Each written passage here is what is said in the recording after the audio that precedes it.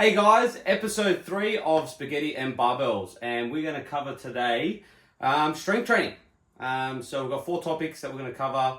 First one's going to be strength training versus hypertrophy, the difference between the two. Luca, you want to talk about the other 3? So the other 3 are going to be training for strength and the benefit that we can have with different type of sports. We can talk about how to work around injuries, and we talk about how to select exercise based on your sport. Let's go.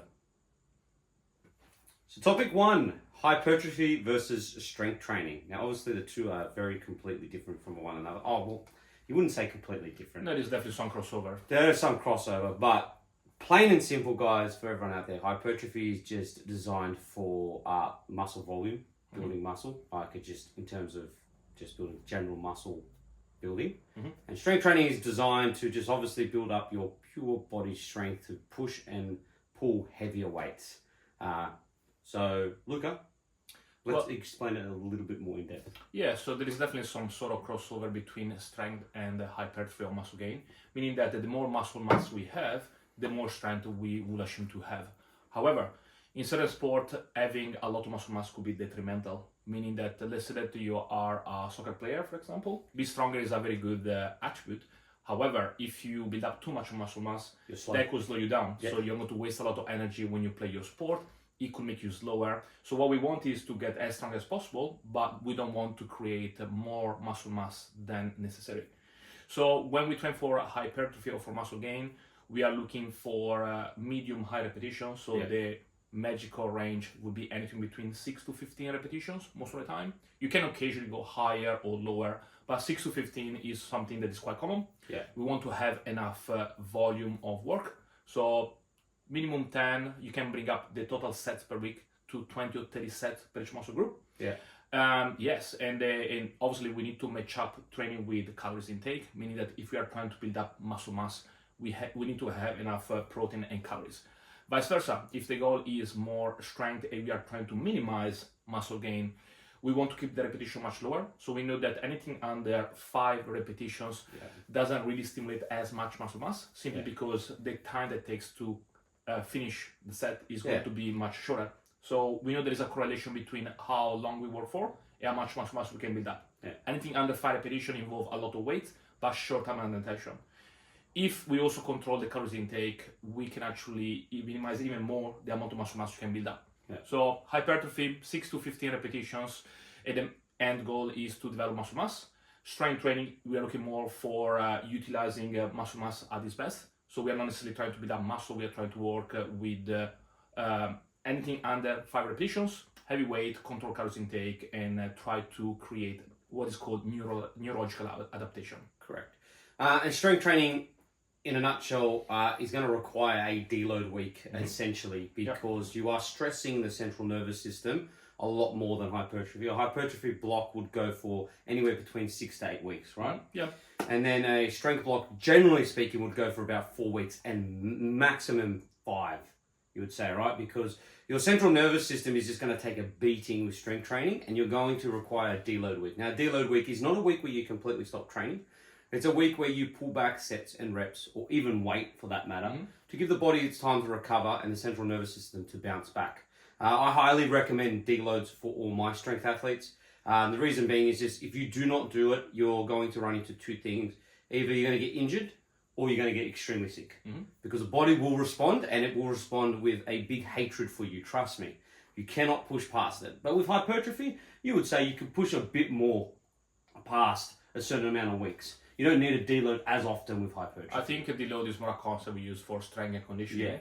And what we are trying to do is we are trying to make sure that we don't hit any plateaus. So different way to deload, we know that the more used model involve decreasing volume. So you can do as, there are different ways to do it, but decreasing volume by 50% seems to be a common way to improve some sort of recovery. You could deload the load as well by 20%, 25%, but typically volume is the variable that we tend to decrease with the deload week. That's strength training versus hypertrophy training. Topic 2, strength training for sports. Now, when you're focusing on strength training with sports, it can vary depending on the sport that you're choosing to compete in. Like we said previously, how Luca mentioned, if you're a soccer player, you're not going to be training too much, or you don't want to put on too much muscle mass because it's going to slow you down. But that all depends on your positioning, right? Correct. So if you're a defender, yes, you want to be a bigger, stronger player because you're not necessarily running as much as a striker. So a striker, on the other hand, you don't want too much muscle mass. Like Luca was saying, it's just going to slow you down. So it's detrimental. Now, in my studio, I get a lot of athletes coming in who do want to be very big, but you have to understand that if you want aesthetics to look big, you are going to sacrifice your sports. So you really do have to weigh up, do you really care about your sport or you don't? Because if you do really care about your sport, you then have to train sport specific. So you're going to have to do exercises that are going to make you better at your given sport. And it's not necessarily going to give you the look that you want, but you'll be a better athlete. Luca will dive a bit more deeper into the science behind it all. But that is pretty much in a nutshell, to make it easier for you guys to understand, you can't have both of the same thing. You can't have the body that you want and be a phenomenal football player, for example. You've got to understand that you have to sacrifice size to be a better athlete. Not necessarily going to have a bad body. No, but you're not going to be Arnold Schwarzenegger and play soccer. It's just, you can't do that. You know what I mean? Give us a bit of science background. Well, I mean, depending on the sport, we will need more or less muscle mass. So soccer players, they tend to be overly big. I will assume they're between 70 to 80 kilograms. So having more muscle mass than is necessary could slow down the athlete. It could affect the amount of energy that they spend during their running and so on. So it's very position specific and it's going to be very sport specific. If you're a rugby player, having more muscle mass probably is going to be more relevant. Correct. So if you play in a position where you're going to have a lot of physical contact, maybe more muscle mass is going to be very beneficial. Like a prop. Absolutely. But if you are a tennis player, maybe having a lot of muscle mass is not going to be as important. Could you imagine Arnold playing? Yeah, so if you look at professional top in the world, there will be 75, 80 kilograms, I would say. So they're not massive guys, they're quite strong. So we need to differentiate between what is called absolute strength and what is called relative strength. Absolute strength is the amount of strength you have regardless of your body weight. So more muscle mass allow you to have a high level of strength at expenses of body weight and agility and so on. Relative strength is the amount of strength you have in comparison to your body weight. So if you do a sport such as gymnastics, you want to be as strong as possible, but you want to be as light as possible to do your rings movement and so on. But as I said, if you do rugby or if you do any sport where body weight and muscle mass is more relevant, having more muscle mass is going to be something that we're actually looking for. So it depends on the sport. Now, if you do a sport that require a high level of muscle mass and strength, we can actually use what our traditional bodybuilding system for certain phases, and then we can maybe spend more time doing power work or strength work and so on. If we do a sport where muscle mass is detrimental, maybe we don't spend as much time doing set of 15 or 12 repetitions. We spend the majority of the time doing what is called relative strength work, which is anything under 5 repetitions. We keep an eye on the calories intake and so on. So very much dependent on the position in your chosen sport, very dependent on the sport that you choose. And certain sports such as long distance running probably don't require any type of muscle mass whatsoever. Meaning that if you look at long distance athletes like long distance cyclists, runners, swimmers, and so on, they don't have much muscle mass because it will actually be a negative for them. So very much dependent on the sports. But yes, the stronger you are, the better it is. We just need to figure out the trade-off with the extra body weight. Of course. And like we've seen countless times in day-to-day life, a lot of rugby players benefit from CrossFit. Now, the reason why they benefit from CrossFit is because most of the movements in CrossFit are strength-oriented. There's high volume. There's plyometrics. Okay, so there's heaps of jumping. Okay, so the benefits in CrossFit for a rugby player is a lot. There's a lot of benefits, but I would agree with Luca, and Luca would probably back me on this, is it's probably good for the wingers and for the people that need to be quick, fast, and agile. If you're a prop, strength training is going to be the best thing because you want to be strong. You don't really care about being fast. You just want to be big and strong. So like Luca was saying, back to what Luca was saying, it really does depend on your position and your given sport. So those two things are the most important because you got to figure out, okay, so if I'm a soccer player, but I'm a defender, right? Then that means I can be big. I don't necessarily need to be the quickest, but I need to be big, I need to be strong, but I need to also be a bit fit. Because you do need to obviously outrun a striker. So you do need to have a bit more speed than usual, but you're not constantly running like a striker would be. So yeah, so guys, take away from this, be specific to your sport and ignore are your temptations to either get bigger, right? Because at the end of the day, you have to weigh up, is your sport really important to you, or is looks really important to you? So you got to weigh those two things up. Topic 3, how to work around injuries. Now, guys, I get a lot of people that come into the gym and they get injured and they think to stop training altogether. It's probably the worst thing you could possibly do. The reason being is you do not want to stop training altogether because one, you're going to lose the progression that you've made with volume and intensity that you have from the previous weeks and your training in general. Taking more than a week off to 2 weeks, 2 to 3 weeks off, you're going to start to see a actual decline in muscle mass. So everything you've ever worked for, gone. And to stop moving if something hurts is not the best idea because that given muscle group or tendon or ligament, whatever has been injured, has to go through a range of motion. Otherwise, it's going to be detrimental for you coming back to the gym. So you're going to be stiffer and there's going to be less range of motion. It's going to be just all out worse for you to take time off. So here's this common one, back injuries. People get a back injury, automatically think, I'm going to stop going to the gym. Wrong. Keep going to the gym, modify routines and exercises, scale them back so that you can do them with no more than you would say 2 to 3 out of 10 pain, right? Get the range of motion going again, get your body back to where you want it to be. Trust me, your body and your gains will thank you because not only will you keep moving, you won't lose your progress. Like obviously you're going to have a bit of a dip if there was a graph, but you'll keep going up. If you stop altogether, you've just lost everything you've ever worked for. Any good physio will tell you to keep moving and to scale obviously the volume and the intensity. A prime example is me. I've got a shoulder injury at the moment. Now obviously I'm not going to do any overhead press movements that are too heavy, and I'm going to just modify pressing movements over my head, but I'm going to still train because I don't want to lose my progression to what my goal is. Like I want to keep progressing, I want to keep getting better, and obviously consistency is key. What do you think?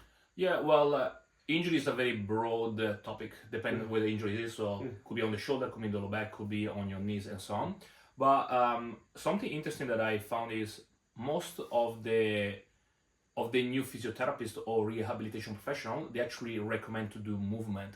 So it's not like being not active can actually make things worse. We know that we want to promote blood flow in the area that's injured. The more blood flow we promote toward our knees, shoulder, low back, and so on, the faster the recovery process is going to be. What is going to be harder to decide is what can we do without create further damage. Yeah. But movement itself seems to actually accelerate the healing process, so that's something that we really want. It's more about working around the injury and make sure that we don't actually make it worse.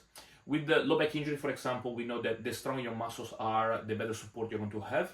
The question is, what can we do without to trigger further injury? Can we do abdominal work? Can we do mobility work? Can we strengthen the glutes? The most common area of concern for low back injuries are going to be glutes and abdominal. However, there could be something else that is specific for your particular condition. But glutes and abdominal seems to be some of the area that most physiotherapists will recommend to strengthening. So strengthening is actually going to be quite handy. For the shoulder could be upper back strength. So trapezius, rhomboids, rear deltoids. So all these upper back area tend to be not as developed as other body parts. So that's something can be addressed with training. Of course, you want to talk with your physiotherapist or chiro to figure out what is the weakest link. But upper back, abdominals, glutes, these are very common area that most people tend to don't have as strong. Also, when we look into research about low back injuries or low back pain, it seems that sedentary lifestyle is actually more detrimental than physical activity. On a personal level, I know that I tend to have low back pain if I spend a lot of time sitting down. So if I travel and I spend a lot of time sitting on a flight, or I spend more time on a train, on a bus and so on, my low back tend to be much more stiffer than when I spend my day in the gym. And when in the gym, typically I pick up dumbbell and barbell 10, 11, 12 hours per day, my low back seems to be fine.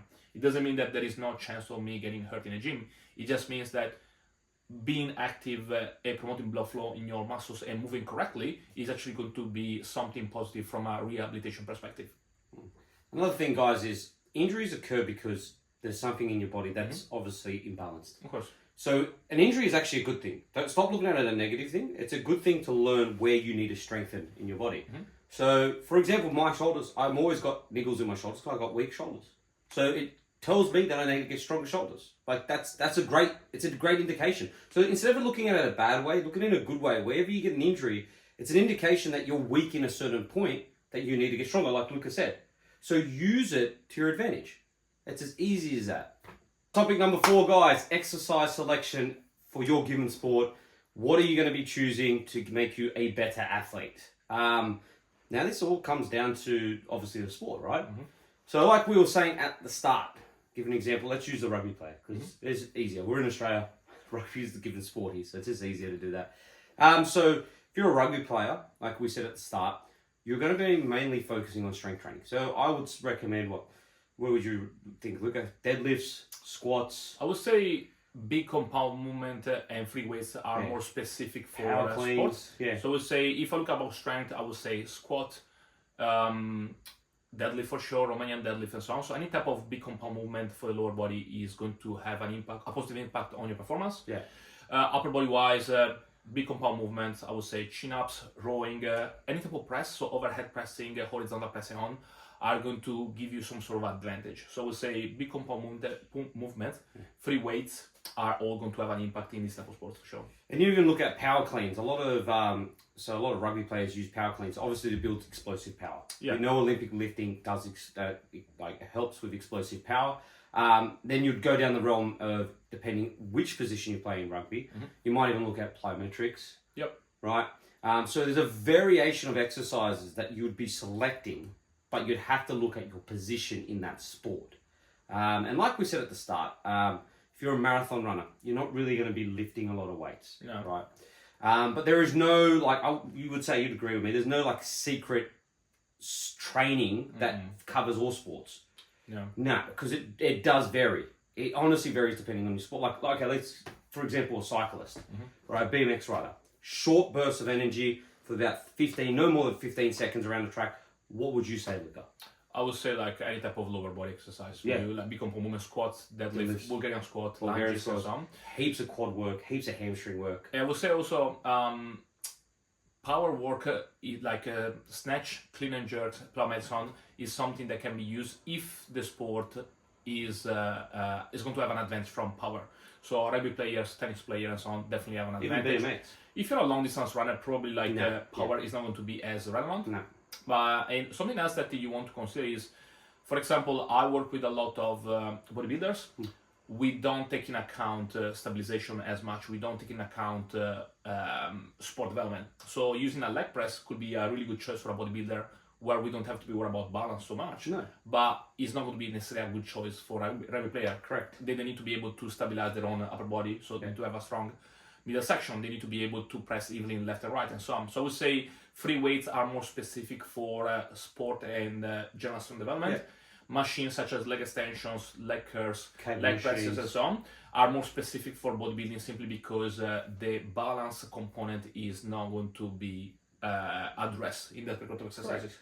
Right. And also injury prevention for sports. Let's say that you do a sport such as cyclists, for example, tend to use their hip flexor a lot due to their repetitive movement. So developing, prescribing some sort of glute exercises could be actually a good way to keep the person injury free. So if I do a lot of hip flexion, I want to match it up with the hip extension. So glute hemi-raise, so GHDs, back extensions, they're going to be great for a BMX rider. Absolutely. But like Luca was saying, there is no, if you are a rugby player, soccer player, any given sport in, let's say, the realm of team sports, right? And one that's got, there's high impact in that sport, right?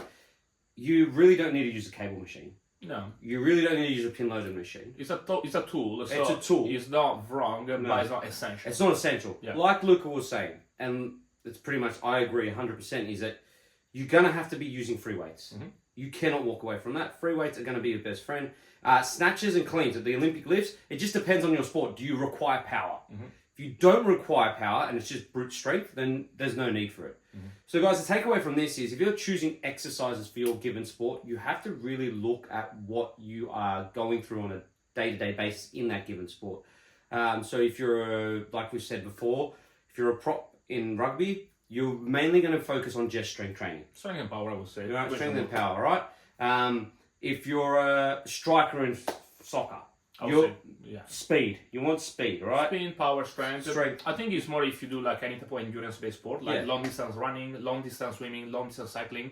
The power component is not there anymore. It's not there. Strength, not that much. Is more about muscle endurance. So very Yeah. different qualities. Yeah. Not saying that you wouldn't train Yeah. to preserve yourself and not make sure you don't get injured. You'd still do some sort of strength training as a long distance run, but it wouldn't be your 100% go-to every day for training. It will be more maintenance Correct. to stop yourself from getting injured. So if you're looking at a marathon runner compared to a rugby player, the rugby player's strength training is going to be number one. Marathon runner, it's going to be like, no, I'm just doing that just so I don't get injured. So basis is, if you're choosing exercises for your given sport, just look what your sport is requiring you to do. And then you can base your program off that. Pretty much. Yeah.